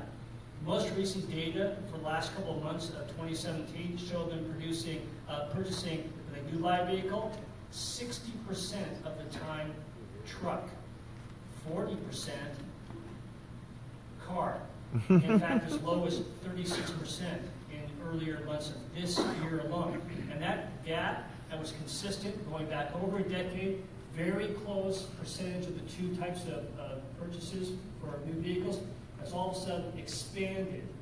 It's unprecedented. So people are buying, are gravitating towards a truck rather than a passenger car, and that's despite what was happening with prices for fuel. And so it's something that actually has implications for future demand. You're right. If people actually went to a more fuel-efficient vehicle because responding to a price, yes, that has an impact on demand. That went and too we expensive saw that for when prices were $4 plus in California for a short period of time. But what's now happening is People these can't, consumer working preferences people are can't actually afford green changing cars, the way people folks. are forecasting demand. This is the EIA very thing is Donald changing Trump forecasts ran because against, of this this changing arrogant preference. elitism. So, just what's Democratic happening right now is elitism. I don't think most common people would accept those arguments. Lie. Comment? Boo! Shame on you. We're going to keep quiet in the audience. Arrogant. Arrogant. Arrogant. And you pay my We're gas. common. What are you? We're the little people. Oh, that's right. We're little people. Right. Except for me. Sir Waltrip or whatever the heck that guy's name. Whatever, Ralph Nader. Thank you, Phil. And yeah, thank you. Shame on you. Great presentation. Just had a couple of responses I want to make to some of the board group member Snob. comments. First off, there's no record of PBF bidding on any other refinery in Northern California. I'd appreciate it if other board group members didn't make accusations or statements. Yeah. For PBF Corporation. Yeah, crazy lady. Looking at some of the discussions we've had, Al, your point around looking at the brakes of the car for a catastrophic failure, this was looked at, and we do have the safest, newest alkylation technology at PBF Refinery right now. An independent court-appointed safety advisor and a judge looked at the comparison of MHF alkylation with sulfuric acid alkylation, the only two available commercially proven technologies out there, and determined that our unit at the Torrance Refinery, with our safety systems that we have in place, was as safe or safer than an equivalent sulfuric acid unit. So I don't really see this potential rulemaking as a brakes failing. It's more, as Gordon said, a huge economic burden on the refinery for no tangible return benefit. And looking at this as well, the $500 million for a sulfuric acid replacement, we, as PBF, provided their district with a study by a well-respected engineering construction firm, Burns & McDonnell, who looked at our site in particular in the California market and came up with a very conservative estimate of $600 million for a sulfuric acid alkylation plant, which again is the only proven alternative to modified HF alkylation on the market today. That's not including a $300 million sulfuric acid regeneration facility, which, as Mr. Enninger pointed out, the district would need to look at as part of any phase-out or ban of MHF because of the additional air pollution and criteria pollutants that a sulfuric acid regeneration facility would put into the air versus a modified HF facility. Thanks, Adam. I'll assure everyone that we are looking at all the impacts of any type of technology switch. We're also taking all the information we're hearing today about costs and market analysis, market response, and that's all going to go into analyses that we will be conducting for the proposals that we'll be bringing forward. Just trying to really respect time. So I'm going to just go to Kevin and David, if you have something really quick. Got to move on to the audience and the next presentation. Sure. What the California Energy Commission report and Stillwater Associates report really brought to the forefront some major concerns that I have. First is there doesn't appear to be any market or any viable alternative to MHF. Banning MHF would ultimately probably drive the two refineries out of the California market. Yep. Put an already volatile commodity in the hands of other countries that would not be in our national interest and would probably make our country vulnerable to events like terrorism in parts of the world where governments are not as stable as ours. With the major refining centers in Texas affected by hurricanes, the Gulf Coast has recently been affected by hurricanes, the earthquakes that we see in Mexico City and Oaxaca, it's not really out of the realm of possibility that after we shut the 2 refineries down in Los Angeles, there may be an impact to refining capacity somewhere else in the world. So I guess my question would be, there was a number on the volatility of the price, 25 cents. To me, really low. What kind of if we shut down these refineries and we had some disruptions in the areas where we would be buying gas, what kind of effect could that have on the price of gas for people? And I know my members. We're in Torrance, California, everybody. They don't go buy a Prius. They still drive a pickup truck and they drive 50 or 100 miles to work because that's where the work is. Yeah. And all it does is make you a little bit poorer and less money put in the economy. So when rent goes up, they don't sleep any less. So similar kind of thing with driving a car. Yes. Do you want to comment on world supplies, disasters, and then we'll get to data? Kevin, you're right that there are lots of locations around the world that have strife, government problems, and it creates difficulties for local producers, whether that's crude oil, whether that's refining sectors in those areas. So that goes on all the time. And what we find when there is a need, an unusual need to bring in a bunch of additional gasoline temporarily, it will come from areas that don't have that.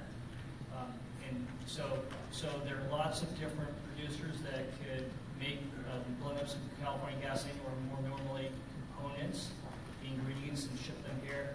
And so it's usually coming from an area, to your point, not having strife, not having a problem, not having a national disaster. So those will go on, have gone on, and so we think there's lots of other places that can. It just has to, it would be more expensive just to break it. Yep. David, and then we'll go, we have about 5 cards on this side. Yeah, 2 questions for you, Mr. Trump. One is the California Energy Commission looked at the issue of the regeneration of sulfuric acid catalyst. Is there the capacity in Southern California to do that? Or would these companies, the 2 companies, if they were required to make the switch and they have the space on their plot to build a sulfuric acid unit, would they have to build regeneration capacity? So that's one question. The second question is that on gasoline imports, the charts that you showed, are those finished gasoline products or are they gasoline components? And if they're components, is there the capacity to import finished gasoline? If two of the companies blend gasoline products are out of business, obviously. Again, they want to ask it this time. So your first question, have we looked at spent acid regeneration capacity in Southern California? No. We have the ability to do something like that on a confidential basis. And we've done this before as part of our data collection authority with the ability to collect any and all data we deem relevant. It's a clause in our rules that we, on occasion, employ. We did this recently with the port stoppage here that affected petroleum coke and is now starting to affect refinery operations. So we had a confidential assessment of what capacity they had in collecting data on a daily basis. We don't normally do that. So we've looked at other issues where we've done an ad hoc confidential survey of individual companies, and then we'll provide an aggregate response of our analysis. So it's certainly something we can do, and that's something that we'll have further offline discussions if the AQMD thinks there's interest in doing that. We'll have some discussions, but it's something we have done in the past, these ad hoc surveys. So, and your other question about what's coming in, great point. Most of the time, gasoline blending components come in, and they have the greatest flexibility, and it is, in fact, they'll like their favorite, is alkylate. Alkylate has very good blending properties, very low sulfur, lower VP, high octane. It's a wonderful blending component. That's why they like their alkylation units. And it's very important to be able to make premium gasoline, as well as the California specification will have more alkylate in it than, say, conventional gasoline. So we do see alkylate coming in as a primary blending component, and we see mostly blending components coming into this market because of the flexibility. And think of it this way. Most companies do not produce California spec gasoline from their normal production of gasoline day in and day out. There are a handful of refineries that do that. Cub Chance Refinery in Eastern Canada does this. So that's why we see cargoes coming in from them on occasion when there's a price spike, and that's California gasoline, absent the ethanol, of course, that's blended at the terminals. And that's an exception, though. It's usually components that want to come in here because they can't produce the California gasoline. Or if they did blend up 300,000 barrels and make this extra special, more difficult to produce blend, they are left with other components. They use their best components to do that. Now what happens to the other markets they normally sell to? They would have to look to even a more inferior market that would be a lower price to them. So it's an opportunity cost that we see refiners outside of California rarely do during price spikes. We see mostly components coming in, but there are exceptions to some refineries. Pembroke is another refinery in the United Kingdom, Wales, that Valero owns now, purchased from Chevron. They can make California gasoline from their normal production. So that's why we see some cargoes of finished gasoline absent the ethanol coming in. Okay, so I do have a large pile of cards for kind of general comments and maybe the last item. I do have 5 that specifically wanted to speak to this. So we can do that now.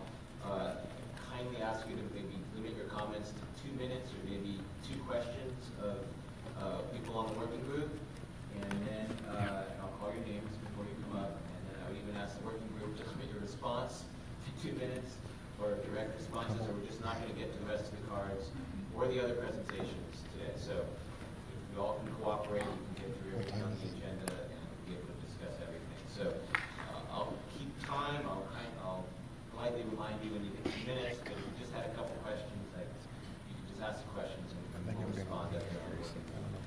So first, Kathleen Clay.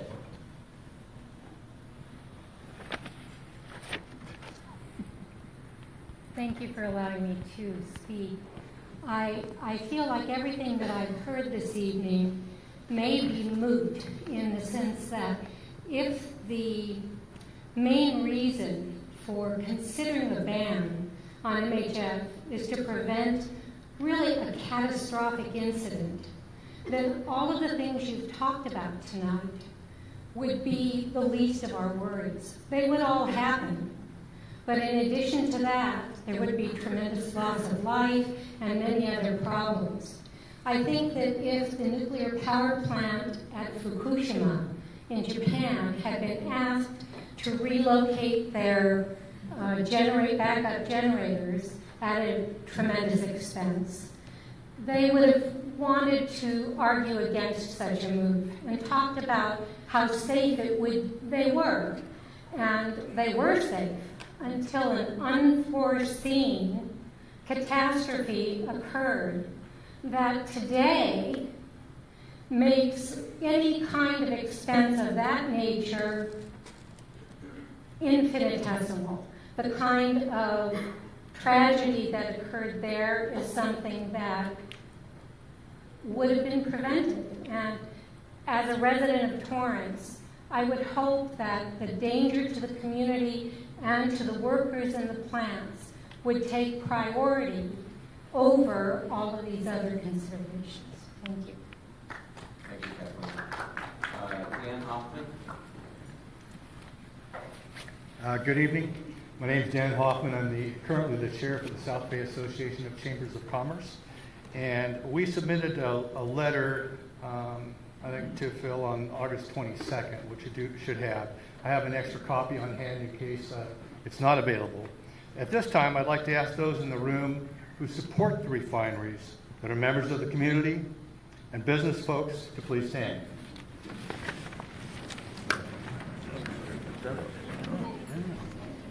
And we will be short. We appreciate the working group, the AQMD staff, and CEC for the valuable information that they presented this evening. That underscores the importance of keeping all the refineries in the South Bay. Shameful. We all support safe communities, economic vitality, and jobs. The green freaks for and making the... this event local so we could attend it. Thank you. Thank you.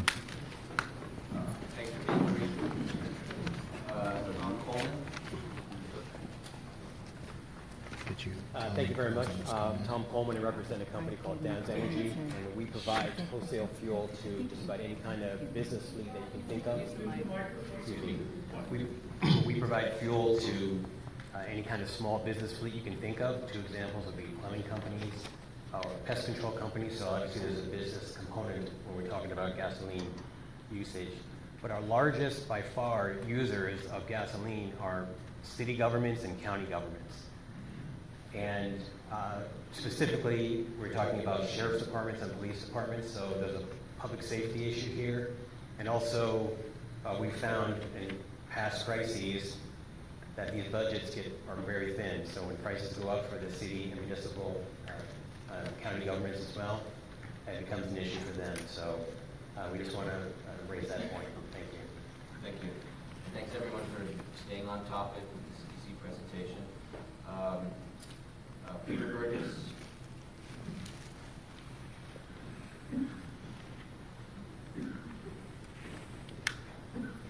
Good evening. Thanks to you for letting me speak. We had an economic presentation about what decisions would be made as far as internal rates of return and what would happen here. And I think a really important thing that the first speaker brought up was the really catastrophic event that could happen here, and that isn't factored in anywhere. So I just put it in terms of, if you make this a real business decision, you'd have to say, we'd have to pretend that the refinery was actually had an insurance policy to cover what could potentially happen. There's many, many billions of dollars of property and business activity. There are lives that could be lost. And when you look at the real exposure there in terms of an economic, impact, investing in getting to a safer technology that doesn't do this would reduce that liability. That's where the internal rate of return is. And it's not appropriate that you have this protected situation where the assets of the company are kept sheltered and you have just a tiny thing there that can go bankrupt and too bad. And I really think there's a necessity to put dollars and cents behind what the real damages could be and the liability of the company for operating in this manner. Thank you. And Michael, is it Schaper?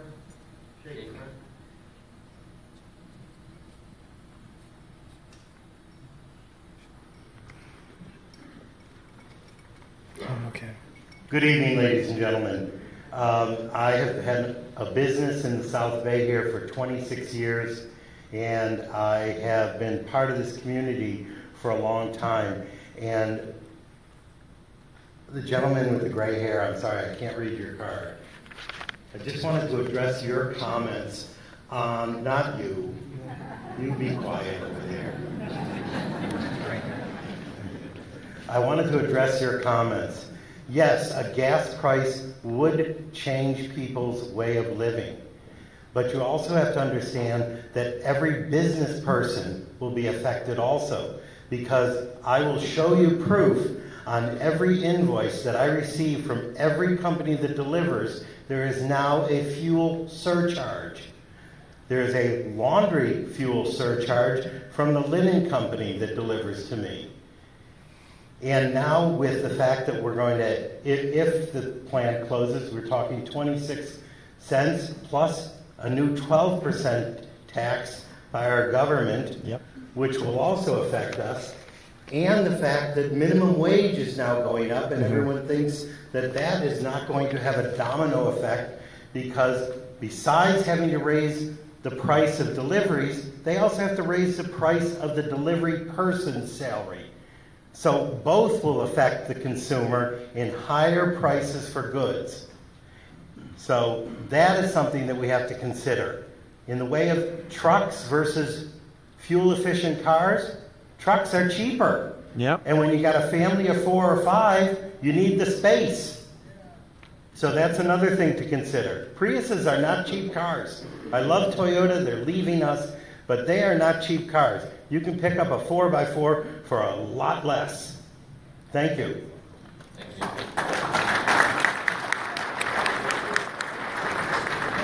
So hold the rest of the cards till after. The card, she put a card in for me. I wanted to speak on this. I just didn't mark it, so just real. Arthur. That was me. So I'll just go really quick. It's a question. That's the only one. So this is the question I have. This is for Gordon Shrimp. I'd like to know, there's that the proposed duration for the refiners would need to be built. Let me start over. I'd like to ask Gordon Shrimp about the proposed duration the refiners would need to rebuild their infrastructure. The presentation concludes that refiners would need at least 2 years for such a project. Can you offer any sort of comparison to what this loss in gasoline supply would look like for Southern California commuters who rely on it throughout their daily lives? I'm not quite sure I understand the question. So is the scenario the company is deciding to replace their alkylation unit, and the project would involve them ceasing the alkylation unit, tearing it down, and building another one in place? And so you're talking about the 2-year period where they wouldn't have their alkylation? Is that the question, sir? Let's proceed with that, yes. Okay, well, I think as I went through my presentation, I don't believe that they would elect to do that, but hypothetically speaking, let's say that was the course of action. Yeah. I think back to what Dr. Hayati was saying, that if that would be the scenario, then they could in fact plan as part of their construction, operational, supply, contractual obligation work to make sure there's enough fuel to meet those obligations. And so that would likely require additional imports. But if your question is, what would the infrastructure have to be to get all those additional imports, we have not looked at that issue. Okay, that's a problem. Thank you. Okay, so what we'd like to do is move on to the next 2 presentations, and then we'll get to the working group again, and then we'll get to the audience again. But first we'll hear from Ronald Chittum at API, talking about the safe operations of HF units. And just so everyone knows, I know there's more of a turnout, so we didn't have a lot of handouts, enough handouts for everybody, but all these presentations are online and can be looked at in real time or can be looked at after. If you go to the AQMD website, search Rule 1410, you'll find the webpage. So, Ronald? Thanks, Bill. And I'll be brief. Thank you for inviting me here today to give an API report on our document, Recommended Practice 751 on the safe operation of HF operation units, and the potential role of the document might play in the proposed regulation. Before I get into talking about 751 specifically, just a few bullets on API. API standards are one of the Institute's foundational programs. We first published our standards in 1924, and to date we have about 700 documents covering all aspects of the industry. We use an accredited and transparent process that focuses on openness, balance, consensus, and due process. Standards are the Institute's technical authority, and they're heavily referenced by both federal and state regulators. API standards are the most widely used and cited oil and gas standards in the world. And I do want to note that API standards and recommended practices are voluntary, and they are largely performance-based, which I'll talk about more in a minute, and they represent industry's accepted engineering practices worldwide.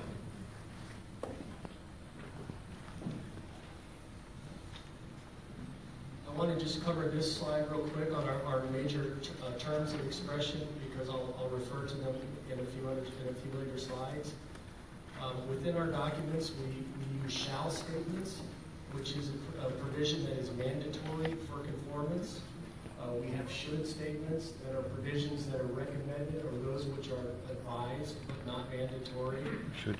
And then we have may statements which are provisions for options, and can statements which are provisions for possibilities or capabilities.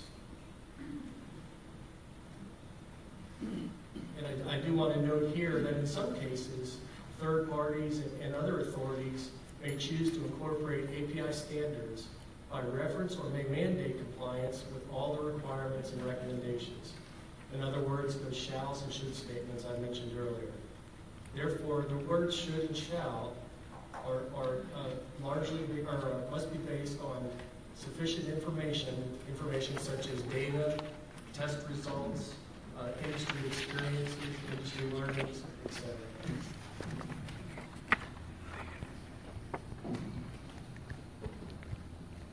Now to shift more specifically to 751. 751 is a guidance document that communicates proven industry practices for the safe operation of HF alkylation units. RP 751 is considered, I have the acronym REGAGAP, which is recognized and generally accepted good engineering practices by the U.S. regulators, for example, OSHA. As I mentioned earlier, the API documents are developed by a consensus process, and again, referenced or used, considered REGAGAP by the regulators. When I was invited to the August 2nd work group meeting, I mentioned that 751 has been sold and used worldwide. We have sold over 800 documents in the last 10 years in 57 countries, and the newest edition, the 4th edition, which was published in May 2013, 440 documents have been sold in those same countries. I would also like to note that the API standards policy requires that each API document be reviewed every 5 years for potential updates and enhancements. These upgrades can be based on information such as new data, new technologies, enhanced practices, and lessons learned. In the case of 751, the document has been revised 4 times since 1992, and we actually will begin reviewing the document again later this year or early next year to work on the 5th edition. And I just wanted to note here on the slide, when we moved from the 3rd to the 4th edition, you can see we had, in the 3rd edition, we had 580 instances of should provisions and only 12 shall provisions. When we created the 4th edition, we really raised the bar and we increased the number of should statements to 632 and the number of shall statements to about 167. We did this by adding new information and adding more rigor to the document. And this was done, as I mentioned, via a broad group of subject matter experts through the consensus process.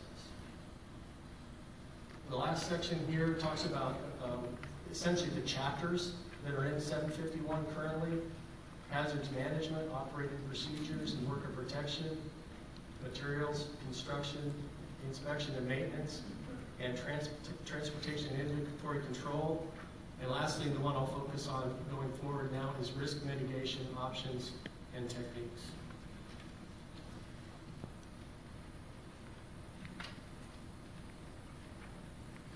As I mentioned earlier, the API produces performance-based standards. In the case of 751, the consensus approach of the subject matter experts is to look at risk mitigation in the document as sort of a toolbox of options, and let the refiners pick the options that best meet their site-specific needs for safe risk management. In other words, we avoid a one-size-fits-all approach.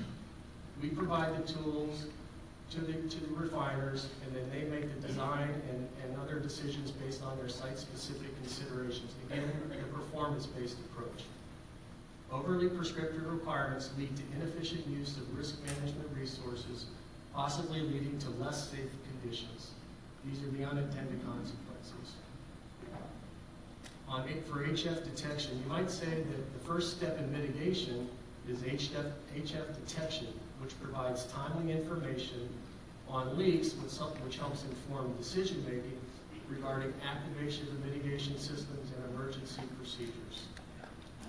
In other words, an effective mitigation system detects an HF release, leading to mitigating the event and managing event duration.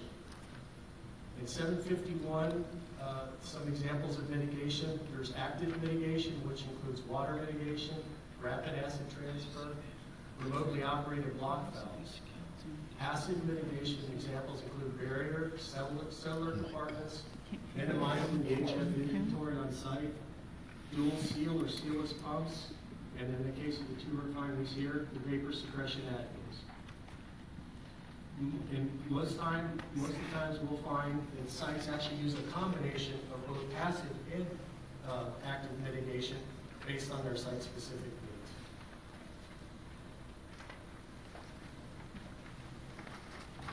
As I mentioned earlier, we made some upgrades in the 4th edition 751. This slide here is really focusing on those upgrades as they pertain to risk or to the mitigation systems. Firstly, there are new requirements in the document that mitigation systems have these capabilities: continuous HF release detection, remotely activated and remotely controlled water mitigation, and event duration management. Secondly, quantitative assessments shall be performed and shall include a calculation of distance to a hazard endpoint. This assessment can be done in one of two ways. Sites can take the consequence-based approach, which is based on a maximum credible event or main asset handling equipment, or they can take a risk-based approach, which are numerical values for consequences and frequencies for a range of potential HF releases. And lastly, the 4th edition added an Annex H, which included additional information on how to conduct the quantitative assessments and the design considerations, for instance, for the detection systems, water mitigation, and the rapid acid transfer systems. So in conclusion, I just want to leave you with a couple thoughts. RP 751 is the premier document for HF alkylation operations and safety used around the world. I hope and encourage that those involved give strong consideration to using 751 as a regulatory framework on the proposed regulations, particularly with respect to mitigation. I would also encourage that the focus of the proposal be on what needs to be done in a proposal and not to take the step into the world of how to do it. Leave that to the refiners. Sites are in the best position to know how to comply with the rule or regulation based on their site-specific needs. This approach allows the sites to make efficient use of their safety resources and avoid unintended consequences of misdirected efforts. 751 has been the standard of choice worldwide since 1992 for HF alkylation units. And the two refineries here, both using the modified HF technology, should not be regulated any differently from the 751 perspective. Thank you for inviting me to speak. Thank you, Ronald. I know there might be some comments on this. I did get one card. I just want to make sure we get in on the presentation information. So if everyone could just hold their comments on that. There's some overlap between what Mike's going to present on our proposal, because we do have a lot of mitigation measures in our proposal as well. And then we can open it up to discussion on the working group. I'm going to ask Mike to be brief, so I'm going to go through every slide in detail. And as I mentioned earlier in the day, I think the one topic we would really like to focus on today is, if a facility does choose to make a transition to another technology, whether it's sulfuric or something else, what are the factors that go into the timing of when that could occur, which will help us, work out our different options and proposals for our board in terms of timing. So, before, we don't want to so much get into the if today or the how today. We've had other working groups on that. It's more about the when, if the if does occur. So Mike is going to briefly go through the slides. I still have a large pile of public comment. We'll go through the slides, we'll have discussion in the working group, and then we'll go to the public. So, Mike. Okay, thanks, Phil. Okay, so for those that weren't able to attend the last meeting, our meeting of Refine, we did have DuPont Clean Technologies. They presented some new technology they have. It's now actually being talked about. It's in their magazines, oil, gas, processing, etc. You can read all about it. Could you pass this out? Both an HF conversion as well as an expansion opportunity. Basically using some equipment that's currently out there that is operating on with HF and making that conversion to sulfuric. So we looked into that and we gave a presentation. We also presented some initial rulemaking framework, and there was a request there at the last meeting for this CEC presentation that Board of Commissioners provided. We've also received some comment letters from, the first one was from Torrance, which we got 2 comment letters we listed here, August 23rd. The comment letter noted that, again, highlighting that there has been no HF or MHF release, off-site releases since 1966, when we did the first installation, to present day. And that the same MHF technology has been utilized for the last 20 years. They did suggest in that letter that we take additional time necessary to evaluate the information we provided. Also on September 12th, they provided a second comment letter. They clarified some information of the discussion we've had before regarding testing, whether that testing data is hydrocarbon-free or whether, we don't want to get into technical stuff right now, but just to kind of show that we were having this kind of conversation with the refinery. They did request, however, that we withdraw the proposal that we currently have regarding the MHF's phase-out. Their comment there, their final comment about sulfuric acid is to note that there is, because of regeneration, if you have to go off-site to regenerate that acid, that there is an emission calculated with that, as well as it being very cost prohibitive, which we've been discussing tonight. We also received a comment letter from Valero. And Valero noted that the DuPont technology that we discussed hasn't really been demonstrated to be effective yet in practice. This is all in the theoretical. One of the things that was mentioned in last meeting from DuPont was the need for that additional plant space that doesn't actually exist currently for Valero's site.